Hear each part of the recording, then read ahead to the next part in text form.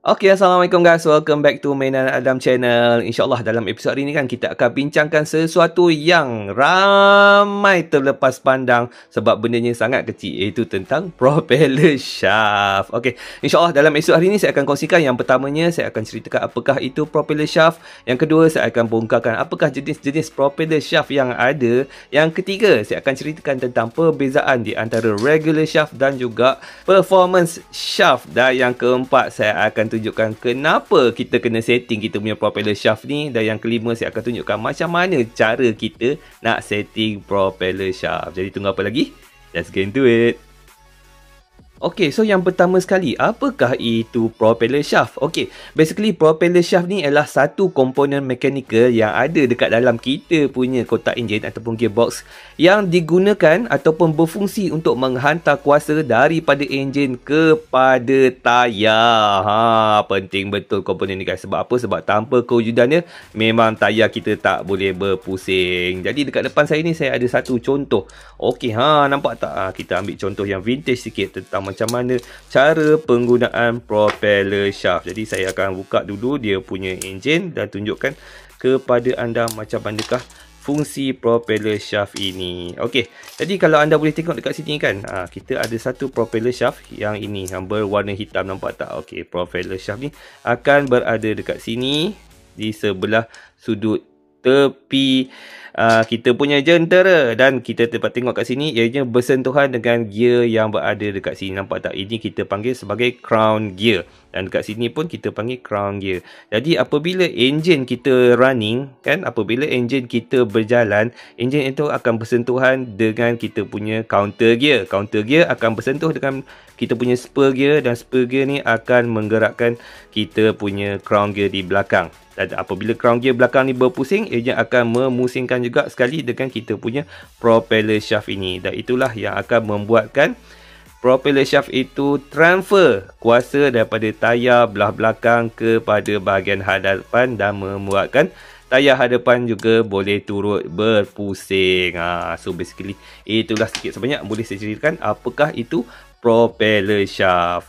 Okey, so tadi kita dah kenal apakah itu propeller shaft, dan sekarang nombor 2, saya nak ceritakan apakah jenis-jenis propeller shaft yang ada pada dunia Tamiya Mini 4WD. Okey, so basically kita ada 3 jenis propeller shaft. Yang pertamanya ialah propeller shaft yang digunakan dekat kebanyakan chassis enjin belakang seperti chassis Super 1, Super 2, VS, VZ, AR, dan saya rasa banyak lagi lah. Okey, ada lebih 20 jenis chassis yang dikeluarkan oleh Tamiya Mini 4WD ni. Jadi siapa nak tahu boleh tengok video yang pernah saya buat sebelum ni. Okey, memang best sangat-sangat video tu. Okey, so itu adalah propeller jenis yang pertama. Dan propeller jenis yang kedua ialah ini adalah untuk jentera vintage, dengan chassis lama seperti mana anda tengok sebelah tadi kan, untuk chassis Type 1, Type 2, Type 3, apa tu lagi, FM dan juga Super FM. Kebanyakannya akan gunakan propeller shaft jenis yang macam ini, dan dia lebih gemuk sikit kalau bandingkan dengan propeller shaft yang standard biasa kita tengok. Okey, dan propeller shaft yang jenis ketiga adalah daripada jenis untuk chassis panjang. Yang ni tak ditulis dekat dalam mana-mana buku tapi saya sendiri yang declare, sebab chassis panjang ni ada 3 jenis sahaja, iaitu chassis FMA, chassis Super X dan juga chassis Super XX, yang mempunyai kepanjangan wheelbase dia jauh lebih tinggi bandingkan dengan chassis lain. Okey, alang-alang kita dah buat keluar semua ni kan, saya nak tunjukkan kepada anda perbezaan kepanjangan di antara ketiga-tiga propeller. Dan kalau saya susun macam ni pun saya rasa boleh nampak tak? Nampak tak? Yang ni yang paling pendek, yang ni yang sederhana, dan ini yang paling panjang. Dan kalau kita cuba nak ukurkan dekat sini, okey, boleh lihat sini kepanjangan dia lebih kurang 74 mm. Dan yang jenis untuk chassis vintage ni pula kepanjangan dia dalam 75 mm. Dan untuk chassis yang jenis chassis panjang ni ialah berkepanjangan 7 mm. So basically itu adalah perbezaan dia. Dan dari sudut pada ketebalan dia, kalau anda boleh perasan dekat sini ialah ketebalan dia lebih kurang 1.4 mm. Yang untuk chassis vintage ni adalah berketebalan 2mm, dan untuk yang chassis panjang ni dia sama macam yang tadi jugalah, kaki nipis dia 1.4mm lebih kurang. Okay, alright. So basically inilah jenis-jenis propeller shaft yang kita ada. Tapi cerita dia tak habis kat sini. Ini adalah propeller shaft yang kita akan dapatkan dekat dalam kita punya box Tamiya. Akan tetapi ada 3 jenis lagi propeller shaft, iaitu counterparts kepada apa yang ada dekat depan kita sekarang ni.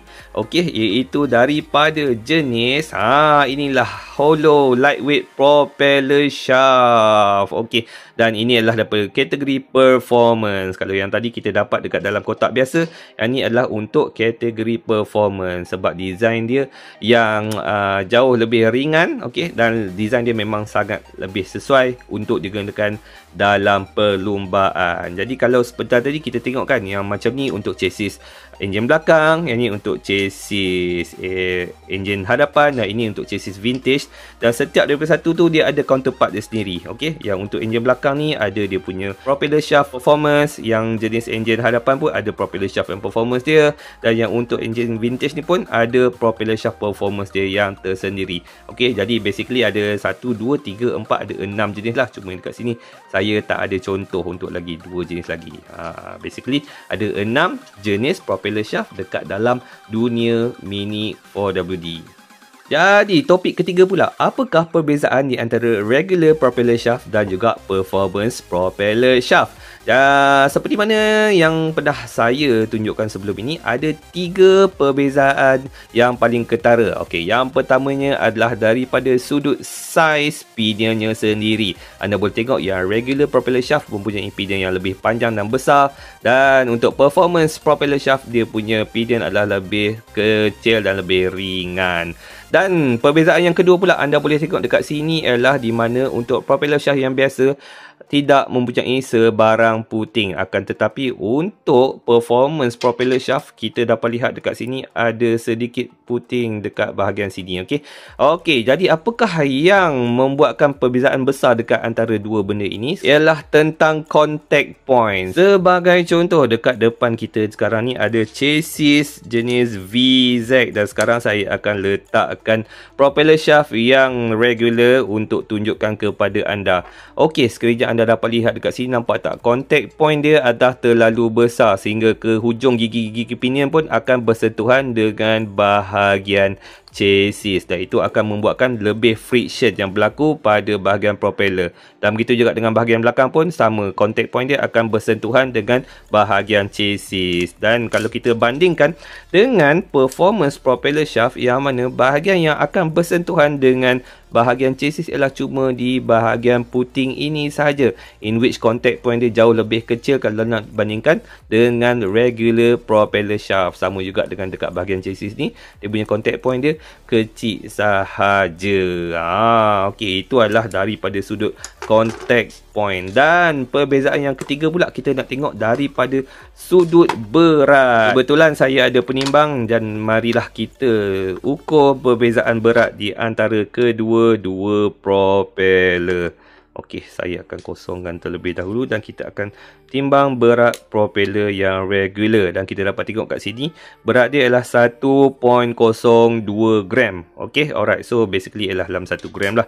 Dan untuk performance propeller shaft pula, berat dia lebih kurang 0.68 gram. Jadi nampak tak dekat situ guys, ada perbezaan lebih kurang 30 gram dekat situ. Okey, jadi basically 30 gram walaupun kita rasa sangat sedikit, tapi yang kecil-kecil inilah yang akan membuatkan perbezaan yang besar ketika perlumbaan tu nanti. Okey, jadi itu adalah 3 perbezaan di antara regular dan juga performance propeller shaft. Okey, melangkah ke topik keempat pula, itu kenapa kita kena setting propeller shaft. Okey, seperti mana yang saya cerita pada awal video tadi, propeller shaft ni adalah tujuan untuk menghantar kuasa daripada enjin kepada tayar, ataupun dalam bahasa Inggeris kita panggil power transfer. Okey, kalau kita tak setting dengan betul, nanti power transfer tu tidak boleh berfungsi pada keadaan yang optimum dan akan menyebabkan kita akan lebih hilang power dan secara tak langsung kita akan hilang speed. Okey, kenapa kita perlu setting adalah sebab apabila kita beli kita punya propeller shaft yang datang daripada kilang, kebanyakannya pinion ini tidak betul-betul menggigit pada bahagian dia punya shaft ni dan biasanya sangat-sangat senang untuk tertanggal. Okey, sebagai contoh, kita tengok macam ni. Anda boleh try propeller shaft yang ada pada tangan anda, okey, dengan cara pegang kiri, pegang kanan dan cuba twist. Okey, twist 1 2 3.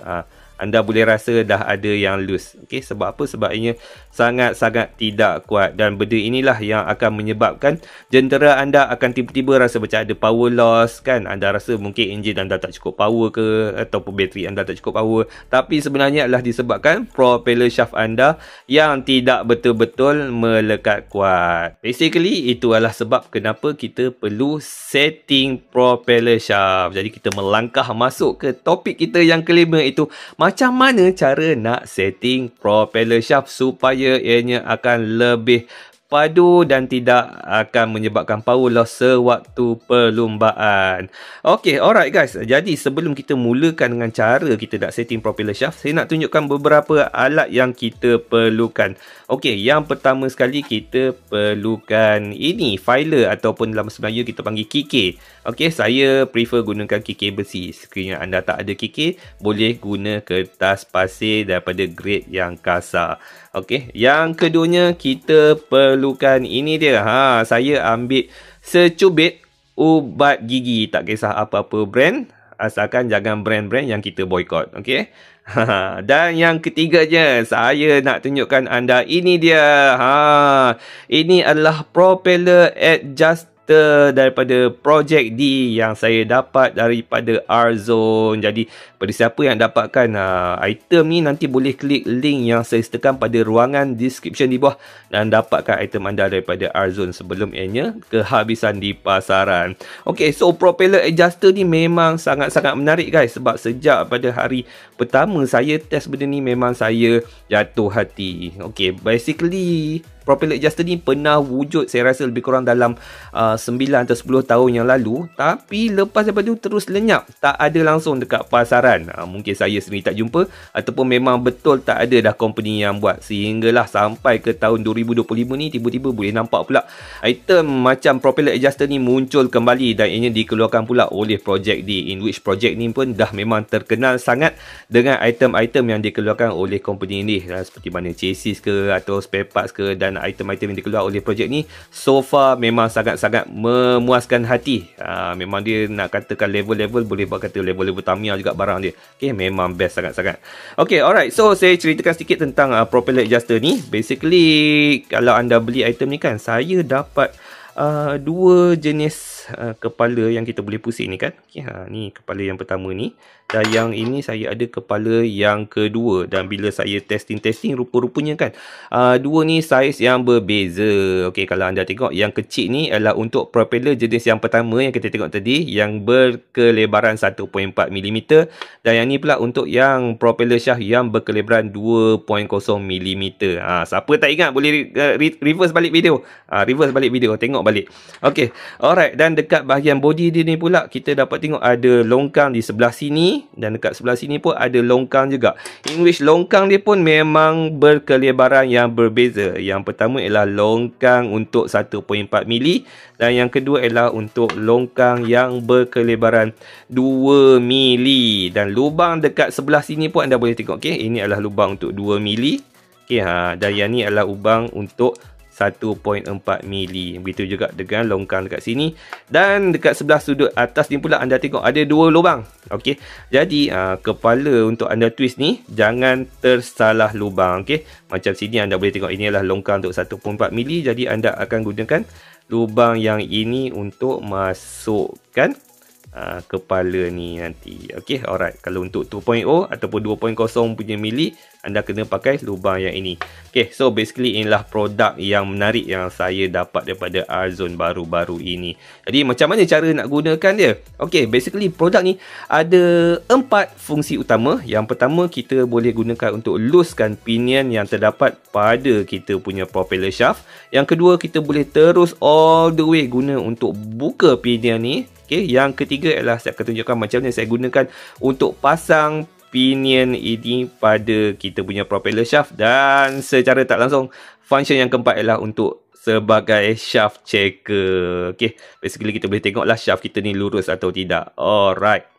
Okay guys, sebelum kita teruskan, saya nak minta tolong kepada anda semua untuk menekan butang subscribe. Bayangkan lebih 80% daripada penonton Mainan Adam Channel tidak pun menekan butang subscribe. Benda ini mungkin kecil bagi anda, tapi sebenarnya sangat-sangat besar kepada content creator seperti saya. Jadi minta tolong sangat-sangat tekan butang subscribe sebagai tanda sokongan anda kepada channel ini. InsyaAllah dengan sokongan daripada anda ni akan membantu untuk Mainan Adam Channel lebih berkembang dan lebih maju dan lebih banyak konten-konten yang menarik pada masa akan datang. Jadi terima kasih kepada siapa yang telah pun subscribe dan siapa yang akan subscribe selepas daripada ini, dan teruskan menonton. So, cara yang pertama ialah kita letakkan saja dekat sini. Pastikan anda meletakkan propeller shaft yang betul pada longkang yang betul dan menggunakan kepala set yang betul. Dan anda boleh pusing perlahan-lahan. Okey, kalau anda pusing secara melawan counterclockwise, anda akan membuatkan loose dia punya kepala tu lebih loose. Tapi kalau anda pusing clockwise, okey, anda akan lihat dekat situ, nampak tak dia punya hujung ni, tip ni akan semakin menolak ke sebelah dalam pinion.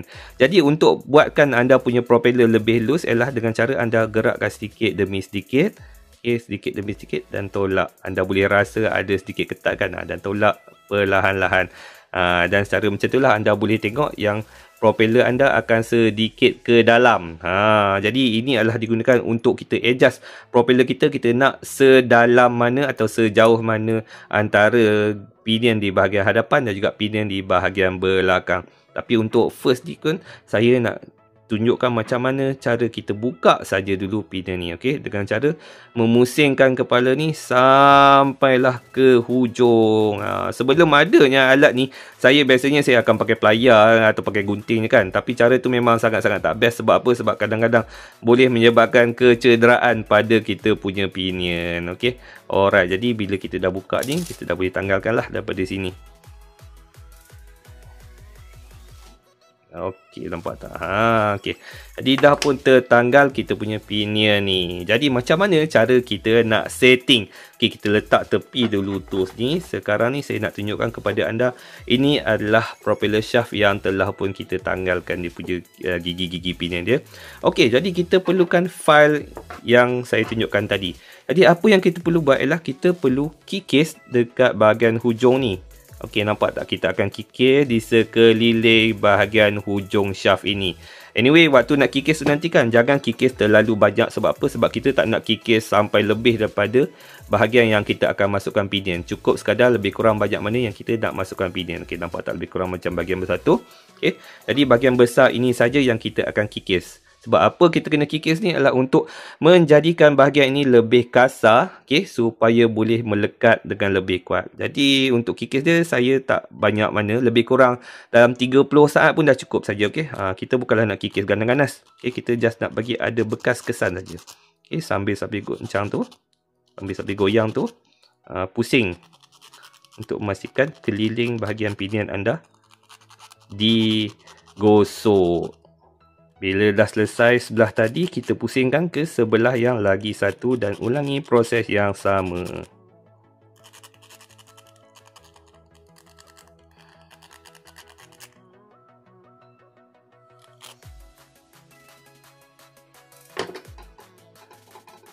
Okay, so basically dah pun digosok. Tak tahulah dekat dalam video boleh nampak ke tidak, tapi memang ada nampak kesan cala dekat situ. Okay, nampak tak? Dan kita kena buat dekat di kedua-dua belah batang propeller shaft ni tadi. Okay, proses yang seterusnya ialah dengan menggunakan ini. Ini ubat gigi. Saya rasa penggunaan ubat gigi ni dah pun diguna pakai oleh racer-racer, especially daripada side Indonesia. Okey, dah pakai sejak daripada tahun lepas lagi. Cumanya saya sebelum ni saya akan pakai 3 second glue sebab saya lagi suka pakai glue sebab saya tak pernah terlintas pun. Siapa yang terlintas kan nak pakai ubat gigi. Tapi lepas saya belajar, okey, memang basically saya rasa tahun 2023 ke 2024 memang dah memula pakai ubat gigi ni. Jadi cara dia senang saja, kita cedok sedikit. Okay, lebih sikit pun tak apa sebab nanti kita boleh lap balik keluar. Okey. Okey, nampak tak? Kita cedok lebih kurang banyak macam ni saja. Okey. Alright. Saya sebelum ni memang saya pakai gum 3 second, tapi bila saya tengok pakai ubat gigi dan saya pun dah cuba sendiri pakai ubat gigi dan saya sangat seronok dan sangat-sangat berpuas hati. That's why lah saya pun lepas tu saya pun dah start menggunakan ubat gigi. Okey, alright. So jadi saya akan letakkan dekat dalam pinion ni tadi. Okey. Jadi untuk kita memasang gigi pinion ni tadi, saya nak tunjukkan macam mana cara kita gunakan tools kita untuk memasang gigi pinion. Yang pertama sekali saya akan tanggalkan dulu kepala yang kita guna untuk pusing ni. Dah jatuhlah pula. Dan kemudian saya akan letakkan secara berdegap macam ni. Okey, sebelum saya letakkan gigi pinion dekat atas ini. Okey, dan selepas itu baru kita akan hammerkan kepala pinion ni tadi.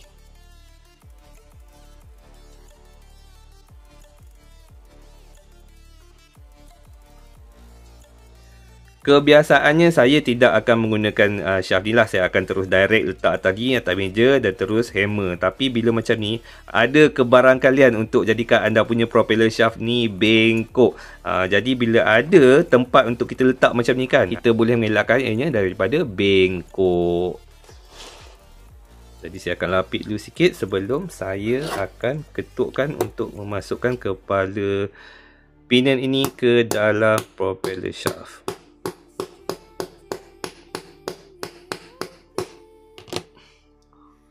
Okey, selesai satu side dan kita buat perkara yang sama untuk side yang lagi satu.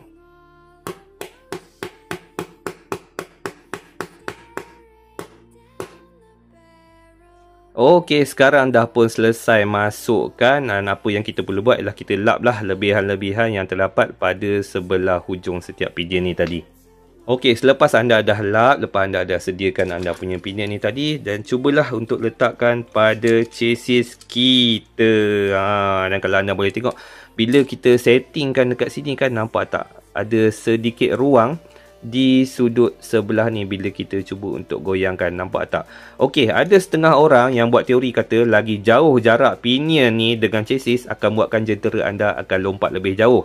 Lebih rapat pinion ini dengan chassis akan buatkan jentera anda lompat lebih dekat. Pada pandangan saya lah, benda ini boleh dibuat tetapi hanya untuk kategori box stock. Sebab apa? Kategori box stock kita punya modifikasi sangat-sangat limited. Especially kita cuma boleh break in engine dan juga break in battery sahaja. Yang lain-lain tu semua tak boleh ditukar. Okay, jadi apa benda-benda basic yang boleh kita adjust sikit-sikit antaranya ialah adjust pinion. Tapi kalau dari sudut kategori dah masuk Pro Stock ke B-Max ke, bagi saya ini dah tak main peranan penting. Sebab apa? Sebab kita akan lebih fokus kepada setting engine, setting tayar, setting brake. Jadi bila untuk kategori Pro Stock ke atau untuk B-Max, kita rapatkan saja kita punya ni pinion ni dengan bahagian chassis.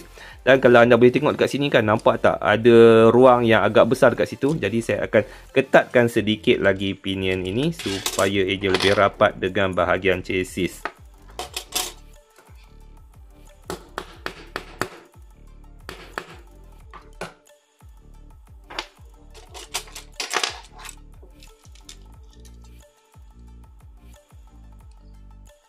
Okey, kalau anda boleh tengok sekarang ni dah terlalu rapat pula sampaikan pinion ini tak boleh nak berpusing. Okey, inilah contoh yang salah untuk setting pinion. Jadi disebabkan kita ada pinion adjuster ataupun propeller adjuster ni, jadi kita akan gunakan propeller adjuster ni untuk menolak keluar sedikit pinion dan mendapatkan ukuran yang optimum. Bismillahirrahmanirrahim.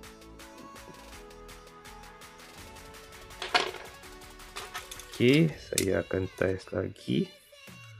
Okey, nampak tak dia dah boleh berpusing. Tapi sekarang ni saya akan terbalikkan pula dan kita akan keluarkan sebelah satu lagi pula. Okey, adjust sikit saja.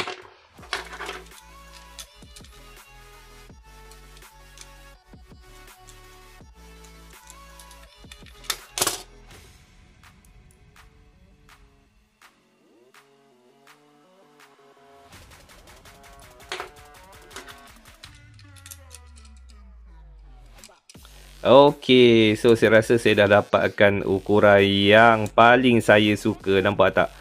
Dia memang ada sedikit saja jarak. Okey, memang pinion boleh berpusing, propeller shaft boleh berpusing dengan sempurna, akan tapi tidak terlalu ketat dan tidak terlalu jarak. Nampak tak? Ada ruang untuk dia bermain sikit kat situ. Jadi, pada pandangan saya inilah setting propeller shaft yang paling optimum untuk memastikan power transfer boleh bergerak daripada enjin kepada tayar-tayar anda dengan keadaan yang paling terbaik. Okay guys, so saya rasa setakat dulu perkongsian video kita untuk episod kali ni. Kalau anda rasa video hari ni bermanfaat untuk anda, jangan lupa untuk tekan butang like. Dan kalau saya tengok lagi banyak video-video macam ni pada masa akan datang, jangan lupa untuk tekan butang subscribe. Dan insyaAllah semoga kita bertemu lagi dalam episod yang akan datang. Banyak lagi barang projek ni untuk kita buat unboxing. Jadi setakat dulu video kita untuk hari ni. Kelas Juman melalui mainan. Assalamualaikum.